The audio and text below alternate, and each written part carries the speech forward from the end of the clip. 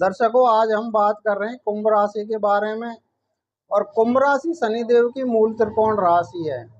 इस पर 7.5 शुरू हुई थी 24 जनवरी 2020 से, जिसका प्रथम चरण था। और द्वितीय चरण शुरू हुआ था 17 जनवरी 2023 से, जो अब 29 मार्च 2025 तक रहेगा। और 29 मार्च 2025 के बाद में इनका अंतिम चरण शुरू होगा, जो 3 जून 2027 में समाप्त हो जाएगा। और इन तीनों भावों में शनिदेव ने इनको काफ़ी बुरे परिणाम दिए, क्योंकि 7.5 वैसे भी आदमी के ऊपर आती है तो उसकी मानसिक स्थिति खराब कर देती है। और अब भी जब दूसरे यानी इनकी चंद्र राशि के द्वितीय भाव में शनिदेव का गोचर रहेगा, जो 2.5 वर्षों तक अभी रहने वाला है, तो भी ठीक नहीं कहा जा सकता। शास्त्र कहता है, सदा कलेशम वृथा वैरम सततम कार्य नाशनम संचारस्य स्वजन द्वेषम पाप चिंता धनैषणो। यानी हमेशा आपको कलेश बने रहेंगे, वृथा आप दूसरों से लड़ाई झगड़े बैर उत्पन्न करोगे। सततम कार्य नाशनम, सभी कार्यों को आप अपने गलत विचारों की वजह से समाप्त कर लोगे। संचारस्य स्वजन द्वेषम, आपके अपने ही परिवार वाले या मित्र मंडली वाले वैर करने लग जाएंगे। पाप चिंता धनैषणो, आपके मन के अंदर पाप कार्य उत्पन्न होंगे, गलत कार्यों की तरफ आपका मन प्रवृत्त होगा। ऐसा द्वितीय भाव में जब शनिदेव गोचर करते हैं तो परिणाम देते हैं। इसलिए आपको काफ़ी सावधान रहना है 3 जून 2027 तक। किंतु आपको शुभ फलदायी हैं जो बृहस्पति महाराज 14 मई 2025 से आपके चतुर्थ भाव को छोड़ करके पंचम भाव में गोचर करेंगे, जो आपके लिए काफ़ी लाभप्रद रहने वाले हैं।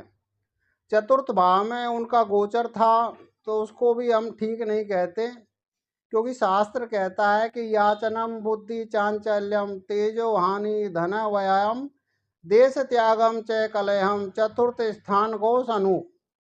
याचना करनी पड़ेगी। चतुर्थ भाव में रहने की वजह से बृहस्पति के बुद्धि आपकी चंचल कर देते हैं, निस्तेज कर देते हैं, कार्य में कोई भी मन नहीं लगता, धन का व्यय बहुत अधिक करवा देते हैं। चतुर्थ भाव में हमेशा कलेश बना रहता है। ऐसे लोगों को अपना रहने का स्थान भी त्यागना पड़ सकता है।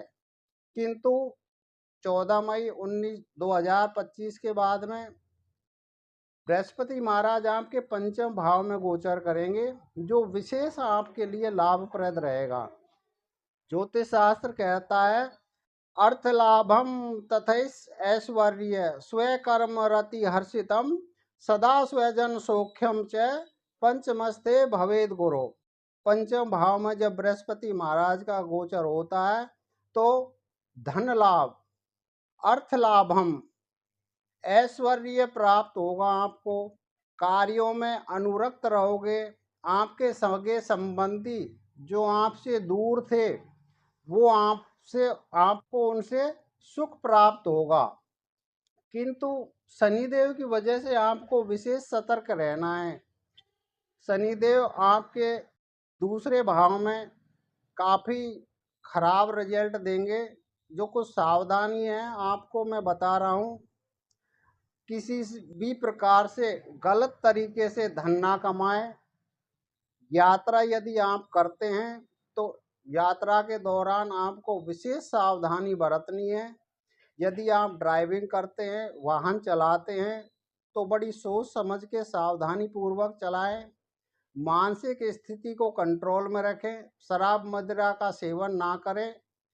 भावुकता में आकर कोई भी फैसला ना लें। अपने सगे संबंधी या परिवार में सोच विचार कर आखिरी निर्णय लें। कैरियर में आपको इस समय असफलता मिलने के योग बनेंगे। कठोर संघर्ष आपको करना पड़ सकता है। आपके कार्यों में द्वितीय भाव में शनि के गोचर की वजह से विघ्न उत्पन्न होंगे। सिर दर्द की पीड़ा आपको उत्पन्न हो सकती है, नेत्रों में आपको परेशानी हो सकती है। परे परिवार से आपको इस गोचर के दौरान सामंजस्य बना करके रखना है, वरना आपकी आर्थिक स्थिति भी खराब हो सकती है। आपने जो बैंक में बैलेंस जमा कर रखा है उसको सेफ रखना है, वरना आपका संचित धर्म भी खत्म हो सकता है। तो दोस्तों, ये था कुंभ राशि पर कार्यक्रम। जो आपको कैसा लगा इस विषय में हमें अवश्य बताएं।